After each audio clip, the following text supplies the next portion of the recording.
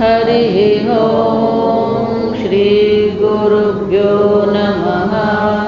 हरिः ओम्। ॐ शन्नो मित्रः शं वरुणः शन्नो भवत्वर्यमा शन्न इन्द्रो बृहस्पतिः शन्नो विष्णुरुक्रमः। नमो ब्रह्मणे नमस्ते वायो त्वमेव प्रत्यक्षं ब्रह्मासि त्वमेव प्रत्यक्षं ब्रह्म वदिष्यामि ऋतं वदिष्यामि सत्यं वदिष्यामि तन्मामवतु तद्वक्तारमवतु अवतु माम् अवतु वक्तारम्। ॐ शान्ति शान्ति शान्तिः। ॐ सहनाववतु सहनौ भुनक्तु सह वीर्यं करवावहै तेजस्विनावधीतमस्तु मा विद्विषावहै। ॐ शान्ति शान्ति शान्तिः। सदाशिवसमारम्भाः शङ्कराचार्यमध्यमाः अस्मदाचार्यपर्यन्तां वन्दे गुरुपरम्पराम्। श्रुतिस्मृतिपुराणानाम् आलयं करुणालयं नमामि भगवत्पादं शङ्करं लोकशङ्करं शङ्करं शङ्कराचार्यं केशवं बादरायणं सूत्रभाष्यकृतौ वन्दे भगवन्तौ पुनः पुनः। ईश्वरो गुरुरात्मेति मूर्तिभेदविभागिने व्योमवद्व्याप्तदेहाय दक्षिणामूर्तये नमः। निधये सर्वविघ्नानां विषजे भवरोगिणां गुरवे सर्वलोकानां दक्षिणामूर्तये नमः। ॐ नमः प्रणवार्थाय शुद्धज्ञानैकमूर्तये निर्मलाय प्रशान्ताय दक्षिणामूर्तये नमः। मङ्गलं मे दिशतु विनायकः मङ्गलं मे दिशतु विनायकः मङ्गलं मे दिशतु महे सरस्वती मङ्गलं मे दिशतु सरस्वती मङ्गलं मे दिशतु महेश्वरी मङ्गलं मे दिशतु महेश्वरी मङ्गलं मे दिशतु सदाशिवः मङ्गलं मे दिशतु सदाशिवः। विश्वं दर्पणदृश्यमाननगरी तुल्यं निजान्तर्गतं पश्यन्नात्मनि मायया बहिर्भूतैः यथा निद्रया यस्साक्षात् कुरुते प्रबोधसमये स्वात्मानमेवाद्वयं तस्मै श्रीगुरुमूर्तये नमः। इदं श्रीदक्षिणामूर्तये।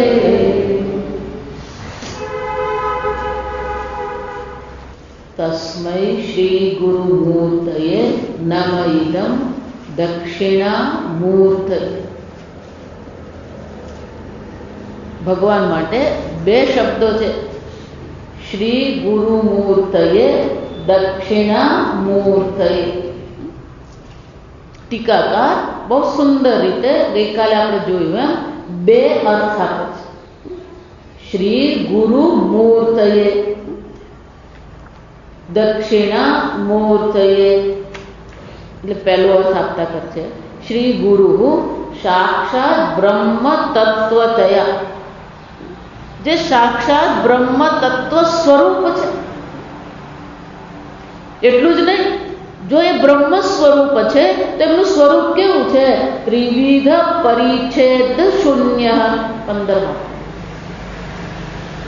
ત્રિવિધ પરિચ્છેદ શૂન્ય, 3 પ્રકારની પરિચ્છિન્નતા રહિત જે છે. અને ગુરુ છે એનો અર્થ શું થયો? જ્ઞાન ઉપદેષ્ટા. સમજ, એટલે કહો ગુરુ ત્યારે જ કહેવાય જે ઉપદેશ કરે. એનો અર્થ શું થયો? જ્ઞાનનો ઉપદેશ કરતા જે છે એને ગુરુ કહેવામાં આવે. જો જ્ઞાનનો ઉપદેશ કરતા ગુરુ છે તો પછી ગુરુ કેવા હોવો જોઈએ? પ્રત્યક્ષ હોવો જોઈએ, તો જ થાય. જો આ સમજવાનું, પણ સ્વપ્નમાં આવ્યા કઈ જ્ઞાન, આ બધું નકામું. આ સમજો, ભગવાન પણ એ શું કહે છે? ઉપદેશંતિ તે જ્ઞાન, તને એ જ્ઞાનનો ઉપદેશ કરશે. પણ ઉપદેશ ગુરુજી ક્યારે કરે? પ્રત્યક્ષ હોય તો.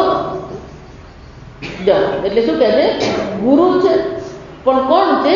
જ્ઞાન ઉપદેષ્ટા પુરુષ તન્મૂર્તયે તદ્રૂપેણ અવસ્થિતાય. આમ એ મૂર્તિ એટલે કે એ રૂપે છે, ગુરુ સ્વરૂપ છે, બ્રહ્મ તત્વ છે તો નિર્ગુણ નિરાકાર છે. તો નિર્ગુણ નિરાકાર રૂપે એ આપણને ઉપદેશ કરી શકે. એટલે શું કહે છે? મૂર્તિ છે, સ્વરૂપ છે. આમ ગુરુ સ્વરૂપે એ આપણી સામે છે, આપણે શું કરે છે? ઉપદેશ કરી રહ્યા છે. ઈશ્વર ગુરુ આત્મેતિ મૂર્તિ ભેદ વિભાગિન. ઈશ્વર કહીએ, ગુરુ કહીએ, આત્મા એટલે પોતે કહીએ, બધા શું છે? મૂર્તિ ભેદ. ફક્ત મૂર્તિનો જ ભેદ છે. વ્યોમવ વ્યાપ્ત દેહાય દક્ષિણા મૂર્તયે નમઃ. ખરેખર તો વ્યાપક છે. જો એટલે કહું, ગઈકાલે જે ચર્ચા કરી, આ વ્યાપકતા જ મુશ્કેલી છે. હું બ્રહ્મ છું ને બુદ્ધિથી સમજાઈ જાય, પણ હું સર્વવ્યાપી છું એ શું છે? અઘરું જ છે. એક શરીરમાં રહીને હું નિત્ય શુદ્ધ ચૈતન્ય છું એ બ્રહ્મ જ્ઞાન નથી. સર્વત્ર સર્વભૂતસ્થમાત્માન સર્વભૂતાની ચ આત્મની ઈક્ષતે યોગ યુક્તાત્મા. અને એટલે શું કહે છે? એ બ્રહ્મ સ્વરૂપ છે. 3 પ્રકારની દેશ કાલ વસ્તુ અપરિચ્છિન્ન તત્વ છે. પણ મને ઉપયોગી ક્યારે થાય? એ મને જ્ઞાનનો ઉપદેશ ક્યારે કરે? એ મૂર્તિ એટલે કે તદ્રૂપેણ અવસ્થિતાય શ્રી દક્ષિણામૂર્તયે. એ ભગવાન કેવા હોવો જોઈએ? સાક્ષાત મારી સામે ગુરુ સ્વરૂપે હાજર થવા જોઈએ, તો મને જ્ઞાનનો ઉપદેશ કરે. તો કોણ છે? દક્ષિણામૂર્તિ. દક્ષિણા, દક્ષિણામૂર્તિ શબ્દનો અર્થ કરતા કહે છે દક્ષિણા, દક્ષિણ દિક, દક્ષિણ દિશા અભિમુખા મૂર્તિ. એમની મૂર્તિ એટલે કે એમનું સ્વરૂપ કેવું છે? કે દક્ષિણ અભિમુખા મૂર્તિ વિગ્રહયસ્ય તસ્મૈ શ્રી ગુરુ મૂર્તયે દક્ષિણા મૂર્તયે. આ એક અર્થ. જો બીજા ટીકાકાર જે છે બહુ સરસ છે કે જો જ્ઞાન ઉપદેશતા છે દક્ષિણા મૂર્તિ, તો એનો શું થયો? મારી સામે જે ગુરુ બેઠા છે એ પણ કોણ હોવા જોઈએ? એ દક્ષિણા મૂર્તિ જ હોવા જોઈએ. અને એટલે કે છે જ્ઞાન ઉપદેષ્ટા ગુરુ સાક્ષાત પરમેશ્વર. આ ગુરુ પણ કોણ છે? સાક્ષાત પરમેશ્વર જ છે. શાસ્ત્રમાં લખ્યું જો જ્યાં સુધી ગુરુમાં આ બુદ્ધિ થતી નથી. શ્વેતાશ્વતર ઉપનિષદમાં બહુ સ્પષ્ટ શબ્દમાં યસ્ય દેવે પરાભક્તિ. પહેલી તો દેવતામાં પરાભક્તિ નથી. આ સમજમાં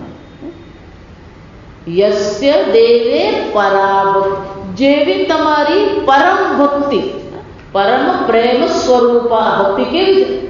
પરમ પ્રેમ સ્વરૂપ. પરાભક્તિ છે. ઉપનિષદ કે છે જેવી ભગવાનમાં તમારી પરાભક્તિ છે, પૂર્ણતઃ શરણાગતિ છે.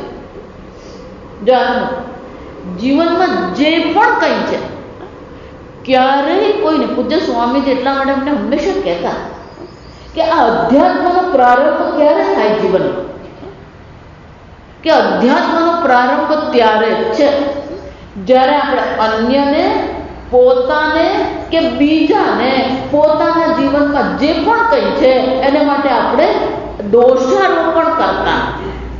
When we stop blaming others, જાસમ, અને આજુબાજુ કોઈ નહીં મળે તો પેલો ઉપરવાળો તો છે જ, આ ભગવાન સાંભળતો જ નથી. જાસમ અને બિચારો ભગવાન બધાના દોષારોપણ શું કરતો હોય, એ લેતો જ રહેતો હોય. જાસમ અધ્યાત્મ ક્યારે શરૂ થાય? કોઈ પણ પ્રકારનું દોષારોપણ રહિત મન છે, અન્ય પર પણ નહીં, પોતાના પર પણ નહીં, ઈશ્વર પર, ત્યારે જ અધ્યાત્મનો પ્રારંભ છે. કેમ કે આપણું મન એટલું બધું ફરિયાદથી ભરેલું છે. હકીકત તમને કેસરી કપડાં પહેર્યા પછી પેલી ફરિયાદ બંધ થતી જ નથી. સમજ? ચિન્મયાનંદજી એ બાબતમાં બહુ કડક હતા. પેલો ફરિયાદ કરવા જાય ને એટલે એને સીધો આશ્રમમાંથી બહાર જ કાઢી. કેમ? તો એ ફરિયાદ કરી રહ્યો છે, એનો શું થયો? એની બુદ્ધિ સંસારનું ચિંતન કરે છે, એ તત્વ ચિંતન કરવાનું. એની બુદ્ધિ ઉપાધિનું ચિંતન કરે છે, એ તત્વ ચિંતન કરવાનું. જો વિચાર એટલા પેલો SMS બહુ સરસ આવે, હું ફરિયાદ કરતો નથી, હું તમને ફરી ફરી યાદ કરું છું. દેખો, હું ફરિયાદ કરતો નથી, તમને ફરી ફરી યાદ કરું છું. દેખો, ઈશ્વર એટલા માટે આ નરસિંહ મહેતાના ભજન જે છે ને એ સાધનાનો માર્ગ છે. તમે જુઓ ને, પહેલા પેલી ભગવાનની કૃષ્ણની લીલાની ચર્ચા, રાસલીલાની ચર્ચા, પછી તમે આગળ જાઓ, જે ગમે જગદ ગુરુ જગદીશને તે તણો ખરખરો ફોક કર. જુદી રીતે કીધું. જો સમજ, કયું એકનું એક જ છે, સમજો, કોઈ ફરક નથી. કેમ? સૃષ્ટિ મંડાણ એણી ફરે છે. સૃષ્ટિ મંડાણ એટલે કે આ સૃષ્ટિ કરતા છે, અને એ જો સૃષ્ટિ કરતા છે તો એ સર્વજ્ઞ છે, સર્વ શક્તિ છે. પણ સર્વજ્ઞ છે એનો શું થયો? જય સર્વજ્ઞનો અર્થ થાય કે કોઈ પ્રકારની ભૂલ કે ખામી શક્ય નથી. જા સર્વજ્ઞ તો જ કહેવાય. કોઈ પ્રકારની ભૂલ શક્ય જ નથી, કોઈ પ્રકારની ખામી જેમાં હોય જ નહીં, કોઈ પ્રકારનો પક્ષપાત જ્યાં નહીં હોય. ભાગવત જરાક જુદું છે. ભક્તનો પક્ષપાત કરે ને એ ભગવાન કહેવાય. આ ભાગવતનો ભગવાન છે. આ સમજ, હકીકત છે. આગળ વધીશું ને ખબર પડશે. હજી તો પેલો પાયો જ બંધાય છે આપણે ભાગવત. અધિકારી કોણ કહેવાય, સાધના શું કરવી જોઈએ, હજી તો સાધના. પણ ત્રીજા સ્તરમાં સર્ગ શરૂ થશે ને પછી આ બધું આવશે કે ભક્ત માટે ભગવાન કોણ બને છે? પક્ષપાતી બને. ગીતામાં ભગવાને કીધું જ છે, યે તુ સર્વાણી કર્માણી મયી સંન્યસ્ય મત્પરાઃ અનન્યૈવ યોગેન માં ધ્યાયન્તિ ઉપાસતે તેષામહં સમુદ્ધર્તા. જે પૂર્ણતઃ મને શરણાગત છે એનો ઉદ્ધાર કરનાર હું બનું છું. ગીતામાં ભગવાને જેટલી બાંહેધરી આપી છે ને, આજકાલના જમાનામાં ગેરંટી કહેવાય એને. ગેરંટી ને વોરંટી. ગીતામાં જેટલી ગેરંટી ભગવાને આપી છે ને ક્યાંય નથી. આ સમજો, કેટલી જગ્યાએ ગેરંટી. નિર્યોગ ક્ષેમ આત્મવાન ભવ તેષામ અનન્યશ્ચિંતન નિર્યોગ ક્ષેમ અહમ વહામિ. જો આ કૃષ્ણ ભગવાન છે ને પક્ષપાત. બીજા બધા ભગવાન કરતા ભગવાન કેવો છે? આ પક્ષપાત. પણ એ સર્વજ્ઞ છે, એ પક્ષપાત પણ દોષ નથી. જા સમજો, પક્ષપાત કરવો પણ એ દોષ નથી ભગવાન. કેમ? અનંત કલ્યાણ ગુણ સંપન્ન છે. એ સર્વનું કલ્યાણ જ ઈચ્છે છે. કેમ હું મારા ભક્તનું કલ્યાણ કરું? જો અને એટલા માટે યસ્ય દેવે પરાભક્તિ, પરાભક્તિનો અર્થ શું થાય? કોઈ દોષારોપણ નથી, કોઈ ફરિયાદ નથી. જા યસ્ય દેવે પરાભક્તિ યસ્ય દેવે તથા ગુરો. જા જેટલી પરાભક્તિ, જેટલી શ્રદ્ધા, જેટલો વિશ્વાસ ભગવાનમાં છે, એટલી જ ભક્તિ કોનામાં હોવી જોઈએ? ગુરુમાં હોવી. પણ આપણે પેલી ગુરુની ઉપાધિ દેખાતી હોય ને જાને, એટલે પેલો ઉપાધિમાંથી જ ઊંચો નહીં આવે. કેમ? તસ્ય કથિતા અર્થાહ, કે તમે આવું કેમ કહો છો? જા વિચાર. શ્રુતિ માતા છે, શબ્દ પ્રમાણ છે, ગુરુ ઉપદેશ કરે છે. ત્રણ વસ્તુ છે. જો શ્રુતિ પ્રમાણ છે. શ્રુતિ તમારી ચર્ચા કરે છે, તમારા સ્વરૂપને પ્રગટ કરે, અને પ્રત્યક્ષ ગુરુ તમને એ તમારા સ્વરૂપનો ઉપદેશ કરી રહ્યા છે. કોઈક સાતમા આસમાનની વસ્તુ હોય તો એનું જ્ઞાન ન થાય તો સમજી શકાય કે દૂર છે, પરોક્ષ છે. જો આ લાલ રંગનું જાસૂદનું પુષ્પ છે.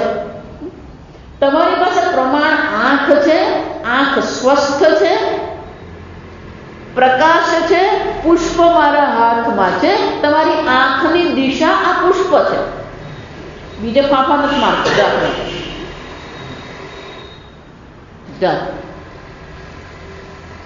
તો આ લાલ જાસૂદનું પુષ્પ છે, એ જ્યારે વાક્ય કહેવામાં આવે તો એ જ્ઞાન કેવું છે? તત્કાળ છે. આ સમજો. પ્રત્યક્ષ તો છે પણ કેવું છે? તત્કાળ છે. જ્ઞાન હંમેશા તત્કાળ હોય. આ સમજ, ધીમે રન નહીં થાય. તો શ્રુતિ માતા છે, પ્રમાણ છે, ગુરુ ઉપદેશ કરી રહ્યા છે. અને કોનો ઉપદેશ કર્યા છે? સ્વાત્માન મેવાદ્વયમ, પ્રત્યક્ષ પણ નહીં, સાક્ષાત અપરોક્ષ બ્રહ્મનો જ્યારે ઉપદેશ થઈ રહ્યો હોય તો પછી જ્ઞાન કેવું હોવું જોઈએ? તત્કાળ હોવું જોઈએ. આ સમજો. પણ એ થતું નથી. અહીંયા એની ભાષામાં શું કહેવાય? ટપ્પો પડતો નથી. આ સમજ વિચાર. કોની ચર્ચા થઈ રહી છે? તમારી જ ચર્ચા થઈ રહી છે, અને તમારા સ્વરૂપને પ્રગટ કરવામાં આવી રહ્યું. પણ જ્ઞાન થતું નથી. વિચાર, કેમ નથી થતું? યસ્ય દેવે પરાભક્તિ, ઈશ્વરમાં પરાભક્તિ નથી. અને જેવી ઈશ્વરમાં ભક્તિ ધારો કે પણ છે, એવી ગુરુમાં પણ શું થવી જોઈએ? થવી જ જોઈએ ભક્તિ. ગુરુની ઉપાધિ પર દ્રષ્ટિ હશે તો જ્ઞાન ક્યારેય નહીં. અને એટલે શ્રુતિમાં તો શું કહે છે? શ્વેતશ્વેત ઉપનિષદ શું કહે? તસ્ય કથિતાઃ હિ અર્થાઃ પ્રકાશયન્તે તત્પરઃ. જ્યારે એને આ શ્રુતિ માતાના અર્થનો કહેવામાં આવે, કથિતાઃ અર્થાઃ પ્રકાશયતિ, તત્કાળ એની સામે શું છે? એ પ્રગટ થઈ જ જાય. એ અર્થ એનામાં સ્ફુરણ થવું જ જોઈએ. ભગવાન પણ શું કહે છે? આદિત્યવદ જ્ઞાનમ પ્રકાશયતિ. ત્યાં પણ ભગવાન શું કહે? આ આત્મા તો કેવો છે? સ્વતઃસિદ્ધ સપ્રકાશ ચૈતન્ય સ્વરૂપ આત્મા છે, અને એનો ઉપદેશ કરવામાં આવી રહ્યો છે. તો આદિત્યને શોધવા નીકળવું નહીં પડે. જો વિચાર, પણ ચંદ્રમાં કઈ દિશામાં છે ને પૂછવું પડે. હકીકત તમે પૂનમનો ચાંદ હોય તો એ લોકો શોધતા હોય કઈ દિશામાં, પણ સૂર્યને કોઈને શોધવો નહીં પડે. જા સૂર્ય કેવો છે? સ્વયં પ્રકાશતે ક્યાત્મા. સ્વયં પ્રકાશ, સ્વપ્રકાશ ચૈતન્ય છે. શ્રુતિ માતા શું કહે? તત્કાળ જ્ઞાન છે, પણ એ થતું નથી. જો કેમ? એટલે ટીકાકાર કહે છે જ્ઞાન ઉપદેષ્ટા સાક્ષાત પરમેશ્વર ગુરુ. આ કોણ છે? સાક્ષાત પરમેશ્વર જ છે. હું એટલે વારંવાર કહું છું કે વેદાંતનું અધ્યયન કરવું અને વેદાંતનું અધ્યયન કરાવવું એ ઈશ્વરનો અનુગ્રહ માત્ર છે. આ સમજો. ઈશ્વરના અનુગ્રહ વિના આવાનું કંઈ થઈ શકે એમ છે જ નહીં. ઈશ્વર અનુગ્રહાદેવ પુંસામ અદ્વૈત વાસના. આ સરસ મજાનું દત્તાત્રેયનું અવધૂત ગીતા છે. જા પહેલું જ વાક્ય શું કહે છે? ઈશ્વર અનુગ્રહાદ એવ. વેદાંતનું અધ્યયન કરવું કે કરાવવું કે વેદાંતનું ચિંતન કરવું એ શું છે? ઈશ્વરનો અનુગ્રહ છે.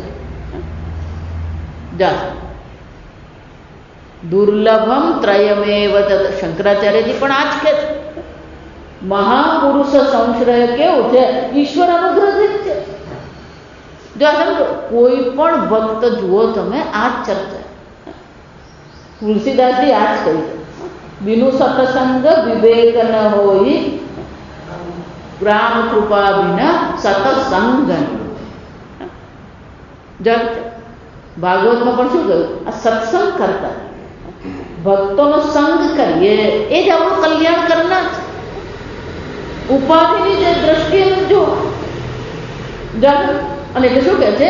આ ગુરુ ઉપદેશ કરનાર ગુરુ જે છે એ પણ કોણ છે? સાક્ષાત પરમેશ્વર છે. એટલું જ નહીં, બીજો અર્થ કરતા કે છે શ્રી ગુરુ મૂર્તયનો બીજો અર્થ કરતા. ત્યાં ગુરુ એટલે જ્ઞાન ઉપદેષ્ટા એવું જાણ. એ બહુ સરસ અર્થ કરે. આ ગુરુ શબ્દનો એક બીજો અર્થ છે. સંસ્કૃતમાં લઘુ એમ કહીએ ને એટલે હલકું હોય, નાનું હોય, હલકું હોય અને લઘુ કહેવામાં. જા જે મહાન હોય શું કહેવામાં આવે? ગુરુ કહેવામાં. જા સાહેબ, ગુરુ એટલે શું છે? જે મહાન છે. એટલે એ બહુ સરસ કહે કે પેલો શ્રીનો અર્થ કરતા શ્રી ગુરુ મૂર્ત, એ ત્રણ શબ્દ છે, શ્રી ગુરુ અને મૂર્તિ. એટલે શ્રીનો અર્થ શું કરવાનો? એટલે કે છે શ્રીમતી સચ્ચિદાનંદાત્મિકા ગુરુવી અતિ મહત્તરા મૂર્તિ. આ મૂર્તિ છે પણ કેવી છે? સચ્ચિદાનંદાત્મિકા. એ સચ્ચિદાનંદ સ્વરૂપ છે. જા ભગવાનને પણ આપણે શ્રી કૃષ્ણને પણ શું કે? સચ્ચિદાનંદ રૂપાય. ભગવાન કેવા છે? સચ્ચિદાનંદ સ્વરૂપ છે. અને જો સચ્ચિદાનંદ સ્વરૂપ છે તો એ મૂર્તિ કેવી હશે? અતિ મહત્તરા. એ મૂર્તિ સ્ત્રીલિંગ છે. જો આ મૂર્તિ શબ્દ સ્ત્રીલિંગ છે. તો કે એક મહાન છે મૂર્તિ. તો કે મહાન ક્યાંથી ખબર પડી? ગુરવી. આ ગુરુ શબ્દ પુલ્લિંગ છે, એનું સ્ત્રીલિંગ કરે એટલે શું થઈ જાય? ગુરવી. તો કે ગુરવી, આ મહામૂર્તિ જે છે એ મૂર્તિ સ્વરૂપ જે પરમાત્મા છે એમને શું કહેવાય? શ્રી ગુરુ મૂર્તયે. અને દક્ષિણા છે. તો કે શ્રી દક્ષિણા મૂર્તયે. આ ભગવાન કોણ છે? શ્રીયા અનાદિ અચિંત્ય માયયા શક્ત્ય. આ ભગવાન કેવા છે? અનાદિ અચિંત્ય માયા સ્વરૂપ છે. આ ઉપનિષદ સ્તોત્રમાં આવશે માયા શક્તિ વિલાસ. આ ભગવાનની શક્તિ છે એને શ્રી કહેવામાં આવે. એટલું જ નહીં, દક્ષિણ. આ ભગવાન કેવા છે? દક્ષિણ દક્ષ છે. સૃષ્ટિ સ્થિતિ અંત વિરચના નિપુણશ્ચ સૌ. આ ભગવાન કેવા છે? નિપુણ છે, કુશળ છે, દક્ષ છે. શાના માટે? સંપૂર્ણ સૃષ્ટિનું સર્જન કરવું, પાલન કરવું અને સંહાર કરવાની નિપુણતા આપણામાં છે. જો વિચાર, આપણામાં આ બધું ખરું. સર્જન આપણે કરીએ.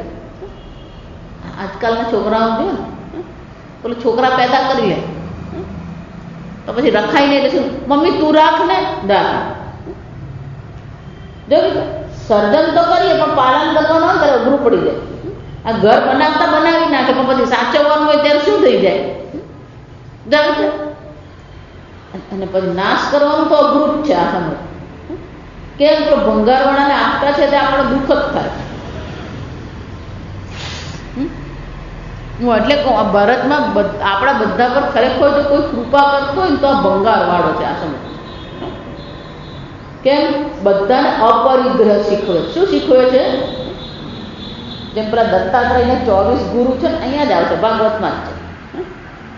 એમ આપણો એક ગુરુ કોણ છે? આગળ આવી જાઓ, પાછળ કેમ બે? આગળ મોડા આવે એટલે પાછળ બેસવાનું એવું નહીં કરો, આગળ આવીને બેસજો. ચાલો, આ ભંગારવાળો પણ શું કરી રહ્યો? આપણો ગુરુ છે. કેમ? આપણને શું શીખવે છે? અપરિગ્રહ. એને ખબર હોય. જો સમજો, તમારા ઘરમાં શું ભંગાર એને ખબર હોય. હકીકત છે. પેલા અનાજ ભરાતું હોય ત્યારે એ પેપર માંગવાની શું કે છે? લાવો બેન કોથળા આપી દે. પેલા તેલ ભરાતું ત્યારે બેન ડબ્બા આપી દો. પછી છોકરાઓની પરીક્ષા થઈ જાય, વર્ષ પૂરું થાય એટલે શું કે છે? લાવો આ બધા પુસ્તકો, નોટબુક પસ્તી આપી જાય. પેપર તો 12 માસનું એની કમાણ. જા સમજ, એની સિઝન ચાલે. એની શું ચાલે? એ આપણને શું શીખવે છે? અપરિગ્રહ. જો સમજ, આ બધા ગુરુ જ છે. આપણે દક્ષિણા જેમ દત્તાત્રેયના 24 ગુરુ છે ને, આપણા અનંત ગુરુ છે. આ કાળ પણ આપણો ગુરુ છે. જો હકીકત કહું, કાળ આપણને શીખવે છે કે કેમ નિરંતર વહેતો રહે છે. એમ આપણી બુદ્ધિ પણ શું થવી જોઈએ? અટકી નહીં પણ નદીનું પાણી કેવું વહેતું રહે છે, એમ આપણી બુદ્ધિ પણ શું થવી જોઈએ? અટકી પડવાનું. પણ બધા શું કરે? પેલો અટકી જ પડેલો હોય. જો સમજ, ક્યાંક ને ક્યાંક અધ્યાત્મમાં આવ્યા પછી પેલી એની બુદ્ધિ ક્યાંક અટકી જ પડી હોય. ક્યાંય અટકો નિરંતર. એટલે આપણું મહાભારતના સિરિયલમાં પહેલા જે આપે ને, બહુ સરસ આપે, મેં કાલ હું. જો આ સમજ, કાળની આગળ કોઈની દાળ ગળતી જ નથી. આ સમજ, કાલો જગત ભક્ષક. પણ તમે કોણ છો?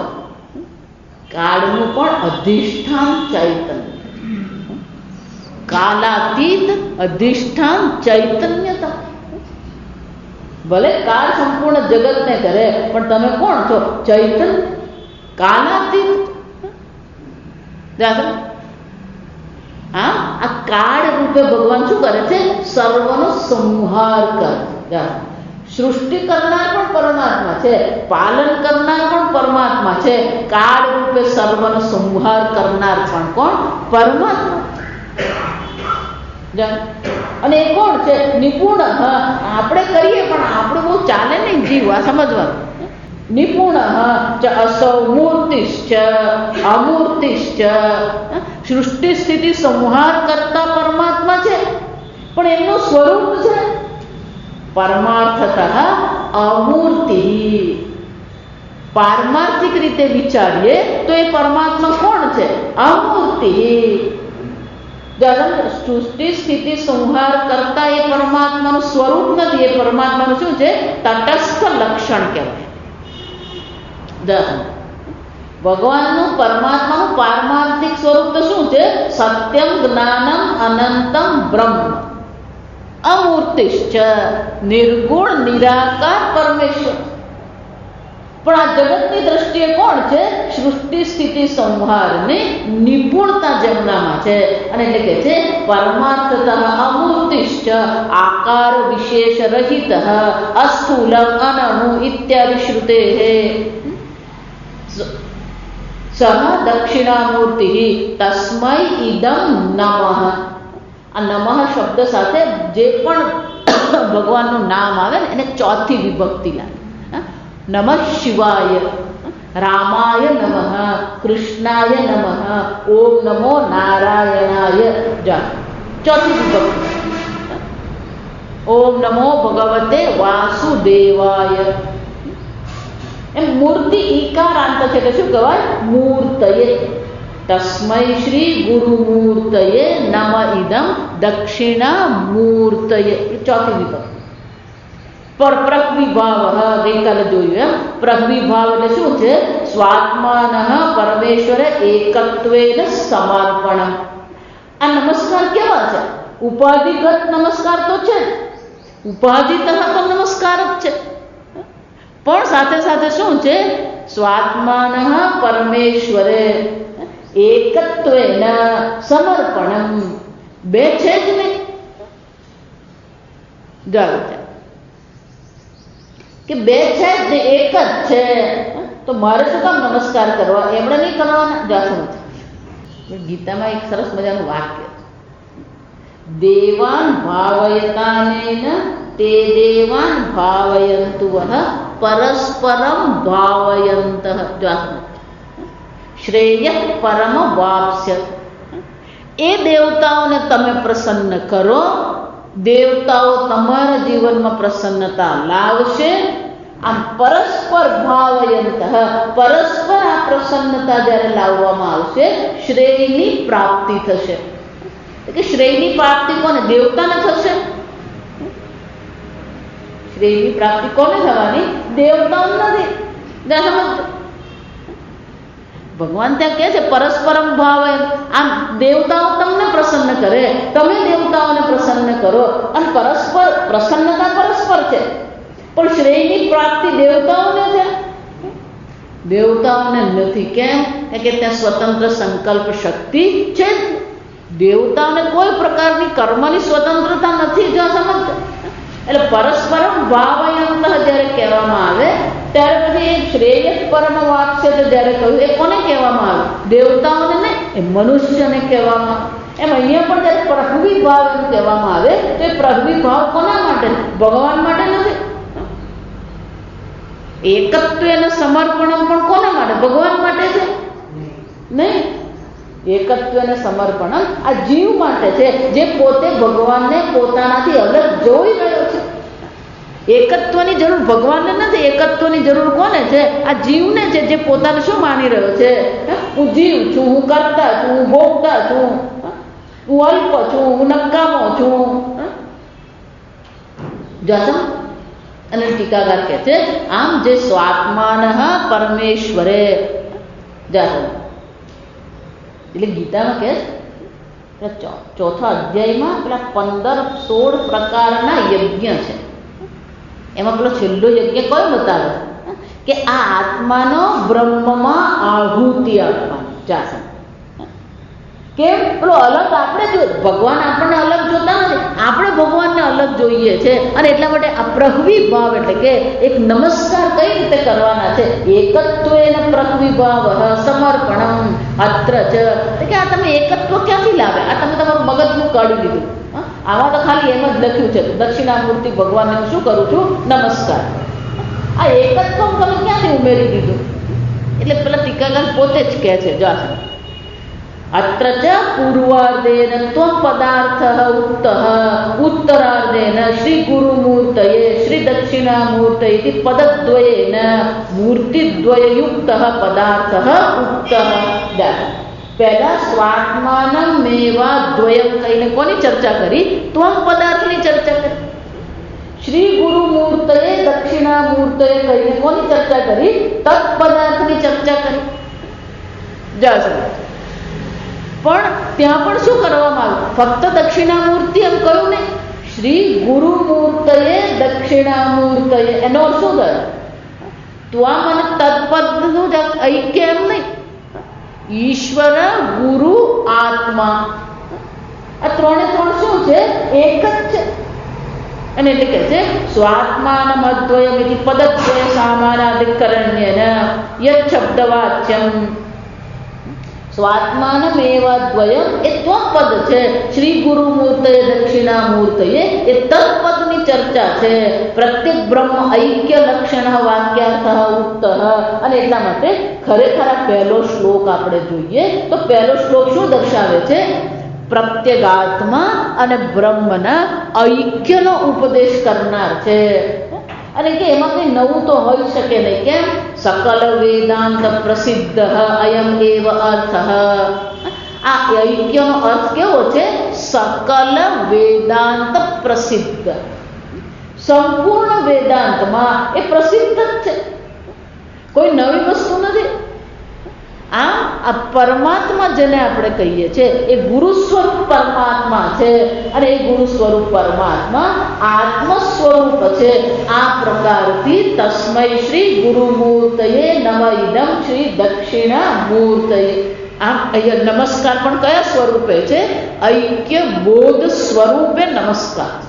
તો કે ઐક્યનો બોધ કરાવી દીધો, હવે આગળ કંઈક કરવાની જરૂર છે, કહી દીધું. ઉત્તર શ્લોકૈ પ્રપચ્યતે એવ અર્થમ. આ જ અર્થનો હવે પછીના શ્લોકો દ્વારા શું કરવામાં આવશે? વિસ્તાર. પ્રપચ્યતે એટલે કે વિસ્તાર કરવામાં આવશે. આ ટીકાકાર અહીંયા ઘડી આપણને આ શ્લોક સમજાવે.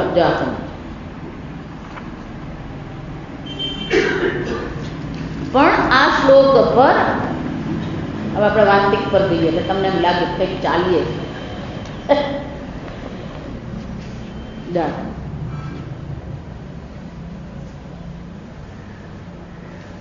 પાના નંબર 20, છેલ્લો શ્લોક, 8મો શ્લોક, માનસ ઉલ્લાસનો 8મો શ્લોક, 20 નંબરના પાના. અંતરસ્મિન્નિમે લોકાઃ, અંતરસ્મિન્નિમે લોકાઃ, અંતવિશ્વમિદં જગત, અંતવિશ્વમિદં જગત, બહિવત માયયા ભાતિ, બહિવત માયયા ભાતિ, દર્પણે સ્વશરીરવત, દર્પણે સ્વશરીરવત, સ્વપ્ને સ્વાંતર્ગતં વિશ્વં, સ્વપ્ને સ્વાંતર્ગતં વિશ્વં, યથા પૃથક્ ઇવ ઈક્ષયતે, યથા પૃથક્ ઇવ ઈક્ષયતે, તથૈવ જાગ્રત કાલેપી, તથૈવ જાગ્રત કાલેપી, પ્રપંચોऽયં વિવિચ્યતા, પ્રપંચોऽયં વિવિચ્યતા, સ્વપ્ને સ્વસત્તય એવાર્થાનાં, સ્વપ્ને સ્વસત્તય એવાર્થાનાં, સત્તાનાન્યેતિ નિશ્ચિતા, સત્તાનાન્યેતિ નિશ્ચિતા, કો જાગ્રતિં વિશેષોऽસ્તિ, કો જાગ્રતિં વિશેષોऽસ્તિ, જડાયામાશુ નાશિના, જડાયામાશુ નાશિના, સ્વપ્ને પ્રકાશો ભાવાનાં, સ્વપ્ને પ્રકાશો ભાવાનાં, સ્વપ્રકાશાન્નહિતરઃ, જાગ્રત્યપि તથૈવેતિ, નિશ્ચિન્વન્તે વિપશ્ચિતઃ, નિશ્ચિન્વન્તે વિપશ્ચિતઃ, નિદ્રયા દર્શિતાનર્થાન, નિદ્રયા દર્શિતાનર્થાન, ન પશ્યતિ યથોત્થિતઃ, સમ્યక్ જ્ઞાનોદયાत् ઊર્ધ્વં, સમ્યક જ્ઞાનોદયાत् ઊર્ધ્વં, તથા વિશ્વં ન પશ્યતિ, તથા વિશ્વં ન પશ્યતિ, અનાદિમાયયા સુપ્તઃ, અનાદિમાયયા સુપ્તઃ, યદા જીવઃ પ્રબુધ્યતે, યદા જીવઃ પ્રબુધ્યતે, અજમનિદ્રમસ્વપ્નં, અજમનિદ્રમસ્વપ્નં, અદ્વૈतं બુધ્યતે તદા, અદ્વૈतं બુધ્યતે તદા. અંતરસ્મિન ઇમે લોકાઃ અનંત વિશ્વમ ઇદમ જગત. સુરેશ્વરાચાર્યજી બહુ સુંદર રીતે આ સંપૂર્ણ શ્લોકના એક એક શબ્દને સમજાવે.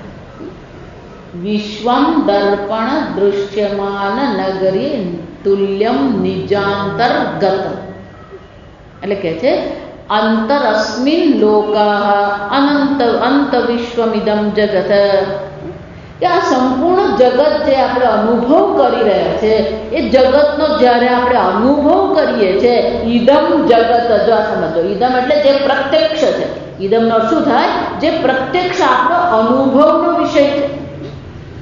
આપણા પ્રત્યક્ષ પ્રમાણ દ્વારા જે વિશ્વનો આપણે અનુભવ કરી રહ્યા છે, પણ એ વિશ્વ કેવું છે? અંતર અસ્મિન ઇમે, અસ્મિન પરમાત્મની મધ્યવર્તન્તે, એ ક્યાં છે? 17મા પાના. સંપૂર્ણ ઈશ્વરની અંદર જ છે. ભલે આપણને બહાર અનુભવ થાય છે, જો એટલે વારંવાર કહું, અનુભવનું કોઈ મહત્વ છે જ નહીં. આ સમજો, પ્રત્યક્ષ અનુભવ હોય કે પરોક્ષ અનુભવ હોય, અનુભવનું કોઈ મહત્વ જ નથી.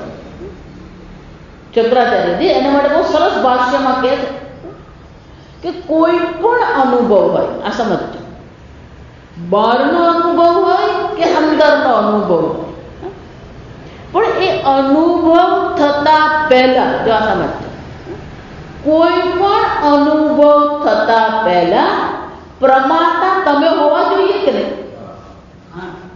પ્રમાતરી સતી પહેલું કોણ હોવું જોઈએ? આ પ્રમાતા તમે હોવા જોઈએ.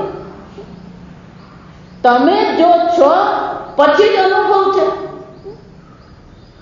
જાણો તો કોઈ પણ અનુભવ પહેલા કોણ સિદ્ધ છે?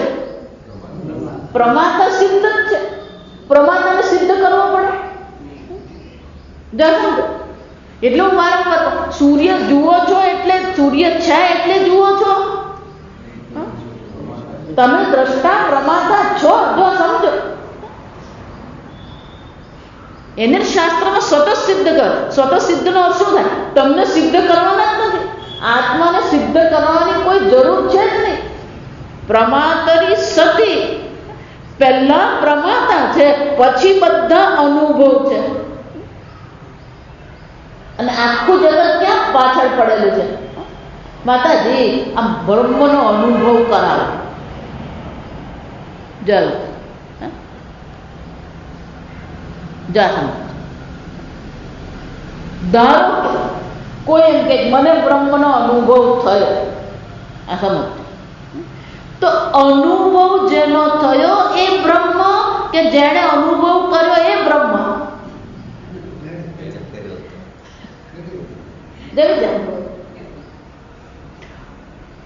બ્રહ્મ અનુભવનો વિષય છે કે અનુભવનો અધિષ્ઠાન છે? અનુભવ કરતા નહીં બોલતા નહીં તો પાછા ગોટાળા છે. સવારના પોરમાં આવે ને ત્યારે પેલું મગજનું જરાક દહીં કરવાનું, ચા પીને જ આવવાનું. સર્વ અનુભવનું અધિષ્ઠાન પ્રમાતા તમે છો. અને આખું જગત શાની પાછળ પડ્યું? હું આમ ધ્યાનમાં બ્રહ્મનો સાક્ષાત્કાર, પેલો આમ ટટ્ટા થઈને બેઠો અંજા સમજ. એક વસ્તુ જીવનમાં યાદ રાખો, કોઈ પણ મનુષ્ય જ્યારે બહુ આમ જોશથી કંઈ પણ કરતો હોય ના ક્યારેય પાડવાની. જીવનમાં સુખી થવું હોય વ્યવહારમાં ક્યારેય ના પાડવાની જ નહીં, અને પરમાર્થમાં ક્યારેય ના પાડવાની જ નહીં. હું બ્રહ્મનો સાક્ષાત્કાર કર, ના પાડવાની જ નહીં. શું કરવાનું? કર.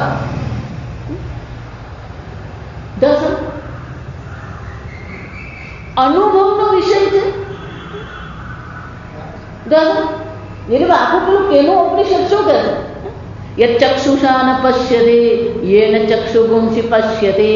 જેને આંખથી જોઈ શકાય એમ નથી પણ જેને કારણે આંખ જુએ છે. તદેવ બ્રહ્મત્વમ વિદ્ધિ યત શ્રોત્રેણ ન શૃણોતિ યેન શ્રોત્રગુંસી પશ્યનોતિ. યન વાચાન અભ્યુદ્યતે યેન વાગ અભ્યુદ્યતે. જેનું વાણીથી વર્ણન નહીં થઈ શકે પણ જેને કારણે વાણી વર્ણન કરી રહી છે. જેન પ્રાણ ન પ્રણયતિ, જેનું કારણે પ્રાણ ચાલી રહ્યા છે. એનો અર્થ શું થયો? જો આ સમજો. આ એક બીજું ચક્કર છે. વેદાંત ભણીએ ને એટલે પહેલા બ્રહ્મનો પરોક્ષ જ્ઞાન થાય.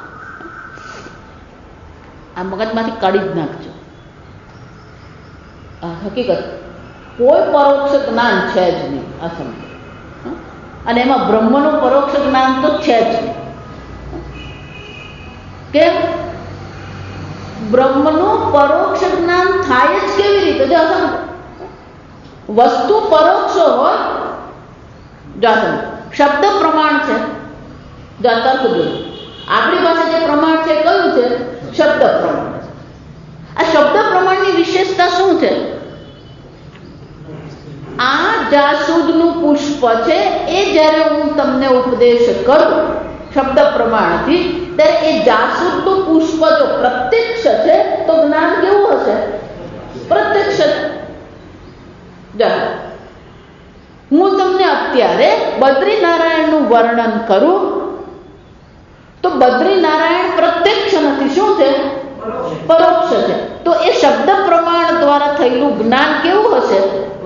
પરોક્ષ. એનો અર્થ શું થાય? શબ્દ પ્રમાણ જે પ્રકારનો વિષય છે એ પ્રકારનું જ્ઞાન આપે. પ્રત્યક્ષ વિષય છે તો પ્રત્યક્ષ જ્ઞાન આપે. પરોક્ષ વિષય છે તો શું કરશે? પરોક્ષ જ્ઞાન આપે. પણ જે પ્રત્યક્ષ પણ નથી, જે પરોક્ષ પણ નથી, જે સાક્ષાત અપરોક્ષ છે, એનું પરોક્ષ જ્ઞાન થશે. જો સમજો, આ કેટલાક મહાત્માઓ આ બધા ચક્કર વેદાંતમાં પછી આના ચક્કરમાં પડે. બ્રહ્મનું પરોક્ષ જ્ઞાન થઈ ગયું, હવે શું કરવાનું છે? અપરોક્ષ જ્ઞાન. પછી એને મને ગીતા બતાવે. શું બતાવે? જો ભગવાને પણ કીધું જ્ઞાનમ તેહમ સવિજ્ઞાનમ. આ જ્ઞાનમ એટલે પરોક્ષ જ્ઞાન અને વિજ્ઞાન એટલે શું છે? અપરોક્ષ જ્ઞાન. અને આપણે પણ બાપુ શું કરવાનું? આ 5 કિલોનું શું કરી દેવાનું? ધૂણાવી દેવાનું. જો સમજ, જ્યારે વિષય પરોક્ષ અપરોક્ષ જ નહીં. જો સમજ, ત્યાં પણ પેલો શબ્દ બીજો છે, ખાલી અપરોક્ષ નહીં, સાક્ષાત અપરોક્ષ. આ બધી સાક્ષાત શું કામ લગાવ્યું?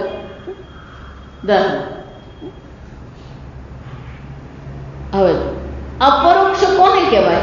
ધારો હું અપરોક્ષની વ્યાખ્યા તમને પૂછું, અપરોક્ષ કોને કહેવાય? તો તમે શું કહેશો? એકદમ સીધી સાદી ગુજરાતીમાં જો તમારે અપરોક્ષની વ્યાખ્યા કરવી તો તમે શું કહેશો? ધારો કે કોઈ તમને પૂછે, એટલે ભાઈ અપરોક્ષ કોને કહેવાય? જે પરોક્ષ, જે પ્રત્યક્ષ નથી, જે પરોક્ષ નથી. આ તમારી વ્યાખ્યા. હવે હું તમને બીજી વ્યાખ્યા. જેના અસ્તિત્વને જાણવા માટે કોઈ પણ પ્રમાણ પ્રવૃત્તિ કરવી પડતી નથી. પ્રત્યક્ષ પ્રમાણ છે, પરોક્ષ પ્રમાણ છે. પ્રત્યક્ષ પ્રમાણ 5 ઇન્દ્રિય છે, પરોક્ષ 4 પ્રમાણ છે: અનુમાન, અર્થાપત્તિ, ઉપમા અને અનુપલબ્ધિ. સમજ. પણ જેના અસ્તિત્વને જાણવા માટે કોઈ પણ પ્રમાણની પ્રવૃત્તિની આવશ્યકતા નથી.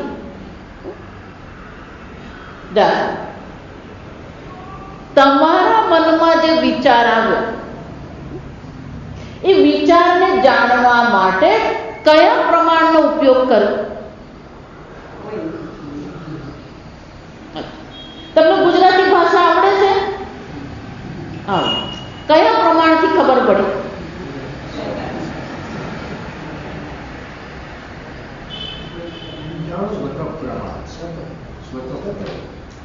કોઈ પ્રમાણ નથી. જો સમજો, તમારા મનના વિચારો, તમારા મનની ભાવનાઓ, તમારી બુદ્ધિનું જ્ઞાન, તમારી બુદ્ધિનું અજ્ઞાન, આ બધું જાણવા માટે કોઈ પ્રમાણની આવશ્યકતા છે? નહીં. એ બધા શું કહેવાય? અપરોક્ષ. પણ એ અપરોક્ષ છે. સમજો, અપરોક્ષ છે પણ સાક્ષી પ્રત્યક્ષ છે. વિચાર જે છે, ભાવના છે, જ્ઞાન છે, અપરોક્ષ છે પણ કેવા છે? સાક્ષી પ્રત્યક્ષ. કેમ? એ વિચારને પ્રકાશિત કરનાર ચૈતન્ય તમે છો, સાક્ષી છે. એ કોણ છે? સાક્ષી પ્રત્યક્ષ છે. એટલા માટે આ પુષ્પના જ્ઞાનમાં શું થાય? 2 પ્રક્રિયા થાય. એક વૃત્તિ વ્યાપ્તિ છે, ફલ વ્યાપ્તિ છે. વૃત્તિ વ્યાપ્તિમાં પ્રમાણ છે. ફલ વ્યાપ્તિ શું છે? સાક્ષી એને પ્રકાશિત કરે. પુષ્પાકાર વૃત્તિ મનમાં થઈ અને એ પુષ્પાકાર વૃત્તિ સ્વયં જળ છે, એટલે એને શું કરવું પડે? સાક્ષી એને પ્રકાશિત કરવું પડે. એટલા માટે જ અહીંયા બેઠા હોય ને પેલું કાનમાં શબ્દો તો પડે એટલે શબ્દાકાર વૃત્તિ તો થાય, તો પેલો સાક્ષી છે તો મેઘાણી સરકાર પહોંચેલો હોય એટલે પછી અહીંયા શું થાય? પેલું ફલ વ્યાપ્તિ થાય નહીં. જો સમજ, વૃત્તિ વ્યાપ્તિ થાય પણ શું છે? ફલ વ્યાપ્તિ નહીં થાય.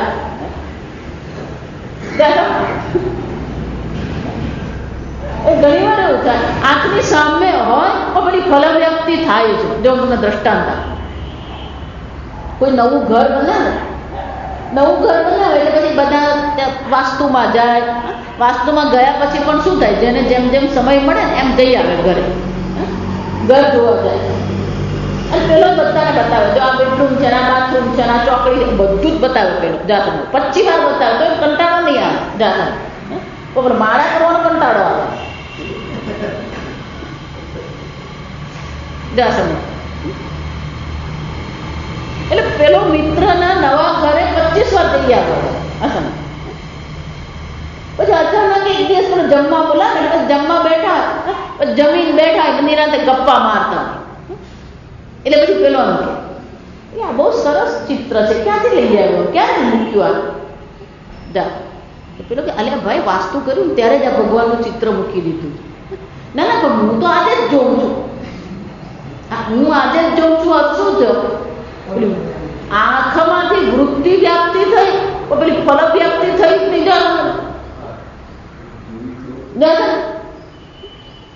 મારે એવું થયું આ વલસાડમાં જેમ એ સંસ્કૃત, જો આ 100 વર્ષ થઈ સંસ્કૃત પાઠશાળા છે. એ જમાનામાં આ સંસ્કૃત પાઠશાળા શરૂ કરવામાં આવી. ત્યારે તો પેલું ગામ હતું, નગરપાલિકા તો પછી થયું. એટલે પેલું ગ્રામ પંચાયત હોય, એ ગ્રામ પંચાયતે આ કેટલાક જે વિદ્વાનો હતા, વેદના પંડિતો હતા, એમને આ જમીન આપી અને પછી ત્યાં શું કરવામાં આવેલી, એ સંસ્કૃત પાઠશાળા બનાવવામાં. એટલે ત્યાં મારા પ્રવચન. એટલે સંસ્કૃત પાઠશાળામાં પેલા 2 ગેટ હતા, એક મેઇન ગેટ હતો ને પેલો બીજો ગેટ હતો. અને સંસ્કૃત પાઠશાળાની જરાક બાજુથી સામે જુઓ ને તો આખી જીવીડી હાઈસ્કૂલ છે, મોટી સ્કૂલ. એ સ્કૂલે 100 વર્ષ. એટલે રોજ ત્યાંથી આમ દાખલ થવાનું, પ્રવચન કરવાનું, નીકળવાનું, દાખલ થવાનું, પ્રવચન કરવાનું, નીકળવાનું, નિયમ. 1 વર્ષ, 2 વર્ષ, 3 વર્ષ, 4 વર્ષ નીકળી. પછી એક વાર અમે વલસાડ એટલે તિથલ રોડ છે, જાણે તિથલ ગામ છે, એટલે ત્યાં દરિયા કિનારો. એનો દરિયા કિનારો છે એટલે ત્યાં મંદિર છે, એટલે મંદિર દર્શન કરવા માંગે. એટલે પેલા શિષ્યો બધા હતા, બધા લોકો સાથે ગયા દર્શન કરવા. એ દર્શન કરવા ગયા તો ત્યાં પેલી એક લારી હતી. તો એ લારી શાની હતી કે દાબેલીની લારી. એટલે ત્યારે મેં પહેલી વાર નામ સાંભળ્યું દાબેલી. એટલે પેલી મારી સાથે જે છોકરી હતી, એટલે મેં એમ કીધું આ દાબેલી શું છે, હું તો પહેલી વાર જોઉં છું. એટલે એ મારી સામે જોયા કરે. એટલે મને એમ થાય કેમ મારી સામે જોયા કરે, કે મેં કીધું પહેલી વાર જોઉં. એટલે કેમ એમ કરે કે રોજ તમે ત્યાં પાઠશાળામાં દાખલ થાવ ને બાજુમાં તો દાબેલીની લારી છે. વૃત્તિ વ્યાપ્તિ થાય, પણ શું છે પેલી ફલ વ્યાપ્તિ થાય. રોજ ત્યાંથી જ જાઉં, દાબેલી લારીની બાજુમાંથી જ પસાર થતા. કેમ કે વૃત્તિ શું છે, જળ છે. વૃત્તિ શું છે, જળ છે. એને શું કરવું પડે, પ્રકાશિત કરવી પડે. એ પ્રકાશિત થાય સાક્ષી પ્રત્યક્ષ. એટલા શું કહેવાય એને, સાક્ષી પ્રત્યક્ષ. પણ આત્મા કેવો છે, સાક્ષાત અપરોક્ષ. અને જો આત્મા સાક્ષાત અપરોક્ષ છે, કોઈ પ્રમાણ પ્રવૃત્તિની આવશ્યકતા છે જ નહીં. એટલે શંકરાચાર્યજી બ્રહ્મસૂત્રમાં એ જ કે સાક્ષાત અપરોક્ષ આત્મા છે, સ્વતઃસિદ્ધ સ્વપ્રકાશ આત્મા છે. ગુરુ ઉપદેશ કરી રહ્યા છે અને છતાં પણ શું થાય છે, ટપ્પો પડતો જાય. આને જ આશ્ચર્ય કહેવાય. એટલે ગીતામાં ભગવાન કહે છે, શ્રુત્વાપી ચ ન વેદ કશ્ચિદ. આ ચોથું આશ્ચર્ય કયું છે? પહેલું આશ્ચર્ય તો દર્શન કરવું છે, એટલે કે જ્ઞાન થવું આશ્ચર્ય છે. એનો ઉપદેશ કરવો પણ આશ્ચર્ય છે. કેમ? ગુરુસ્તુ મૌનમાખ્યાખ્યાનમ. જે શબ્દનો વિષય બની શકે એમ નથી, જે શબ્દને પ્રકાશિત કરનાર છે એને ગુરુજીએ શું કરવું પડે, શબ્દ દ્વારા જ ઉપદેશ કરવો પડે. આમ એ બ્રહ્મ તત્વનો, આત્મ તત્વનો ઉપદેશ કરવો પણ શું છે, આશ્ચર્ય છે. અને સાંભળીને જ્ઞાન થવું પણ આશ્ચર્યવત પશ્યતિ કશ્ચિદેનમ આશ્ચર્યવત વદતિ તથૈવ ચાન્યઃ આશ્ચર્યવત શૃણોતિ. આ બ્રહ્મ તત્વનું આત્મ તત્વનું શ્રવણ કરવું પણ શું છે? આશ્ચર્ય છે. દર્શન પણ આશ્ચર્ય છે, શ્રવણ પણ આશ્ચર્ય છે, વદનમ એટલે કે ઉપદેશ કરવો પણ આશ્ચર્ય છે. ભગવાન કહે છે આ એક ચોથું આશ્ચર્ય છે. શું છે? શ્રુત્વાપી ન વેદ કશ્ચિત. કોઈ કેવો હોય ધીર વીર એ સાંભળ્યા પછી પણ શું છે? સમજતો જ નથી. એક ખરેખર ધીર વીર કહેવાય.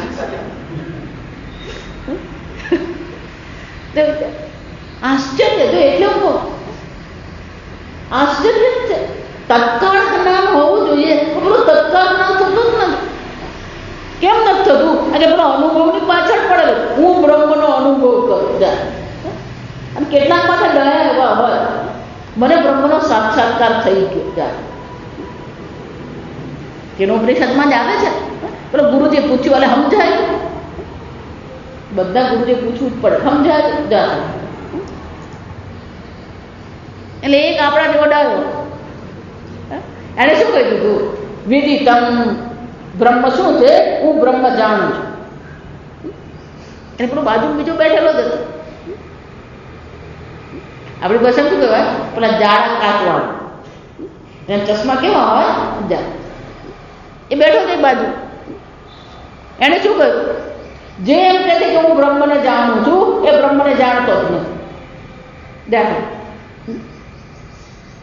કેમ? બ્રહ્મ ક્યારે વિષય કોટીમાં આવી શકે એમ છે જ નહીં. તદેવ બ્રહ્મ તમ વિધિ ન ઇદમ ઉપાસતે ઇદંતય. વિષય કોટીમાં બ્રહ્મ આવી શકે એમ છે જ નહીં. અને એટલા માટે જો કોઈ એમ કે હું બ્રહ્મને જાણું છું કે મેં બ્રહ્મનો અનુભવ કર્યો તો એ બ્રહ્મને જાણતો નથી. જો આમ એ બ્રહ્મ કેવું છે? સાક્ષાત અપરોક્ષ. પણ એ અપરોક્ષ બ્રહ્મ છે પછી તેને જાણવો કે ડરવો? જો એટલે જ કહું આ વિરોધાભાસ બહુ ભયંકર છે. પહેલા ભગવાન કહે છે અવિનાશી તું તદ્વિદ્ધિ. તું આને શું કરી દે? અવિનાશી જાણ. પેલું જાણ એમ કે ને એટલે પેલું આમ ભાઈ ચડાવે. હવે હું બ્રહ્મને શું કરવાનો? જાણવાનો. ક્યાં જાઓ છો? વેદાંતમાં શું કરવા? આ બ્રહ્મ જ્ઞાનમાં. પેલે એમ છાતી ખોલાવી જતો ત્યાં ભગવાને કે શું કે છે? જાણી લે વિદ્ધિ. પછીના શ્લોકમાં ભગવાન કહે છે અપ્રમેય અનાશિન અપ્રમેય. આ બ્રહ્મ કેવું છે? આ આત્મતત્વ કેવો છે? અપ્રમેય. ક્યારેય વિષય કોટીમાં આવે એમ છે જ નહીં. આમ આ પ્રત્યક્ષ જગતનો અનુભવ છે, પરોક્ષ જગતનું જ્ઞાન છે, પણ અપરોક્ષ આત્મા છે. તો કે અપરોક્ષ આત્માનું એ જ્ઞાન થાય જ કેવી રીતે? જો આને જ કહેવાય કમાલ, આને જ કહેવાય શબ્દ પ્રમાણ. એટલા માટે કહું કે આપણું વેદાંત શાસ્ત્ર અદ્ભુત છે. એનું જે આશ્ચર્ય છે આપણી બુદ્ધિ પણ કામ નહીં કરે. આમ એ શંકરાચાર્ય આ શ્લોકમાં બહુ અદ્ભુત ચર્ચા કરે છે કે તમે જે ઇદમ વિશ્વમ જાસંતો તમેનો જે અનુભવનો વિષય છે ત્યાંથી જ શરૂ કરે છે. કોઈ સાતમા આસમાનની ચર્ચા કરવાની જરૂર જ નથી.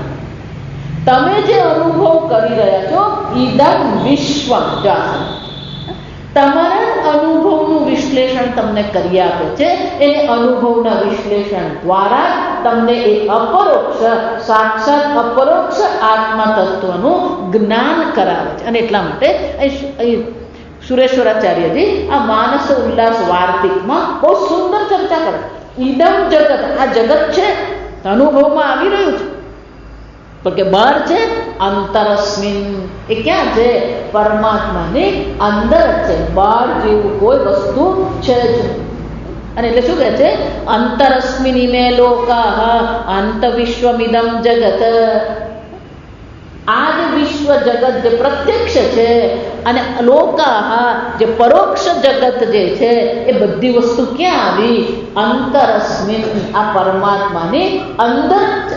જીવ અને શિવ તો આપ ઈચ્છાએ થયા રચી પરપંચ 14 લોક કે. અને એટલે કહે છે ઈદમ એટલે કે પ્રત્યક્ષ જગત, લોકાહ એટલે કે પરોક્ષ જગત જે છે એ બધી વસ્તુ ઈશ્વરની અંતર્ગત જ છે. આગળ આપણે આવતીકાલે. ઓમ અસતો મા સદ્ગમય તમસો મા જ્યોતિર્ગમય મૃત્યોર્મા અમૃતંગમય. ઓમ પૂર્ણમદ પૂર્ણમિદં પૂર્ણાત પૂર્ણમુદચ્યતે પૂર્ણસ્ય પૂર્ણમાદાય પૂર્ણમેવાવશિષ્યતે. ઓમ શાંતિ શાંતિ.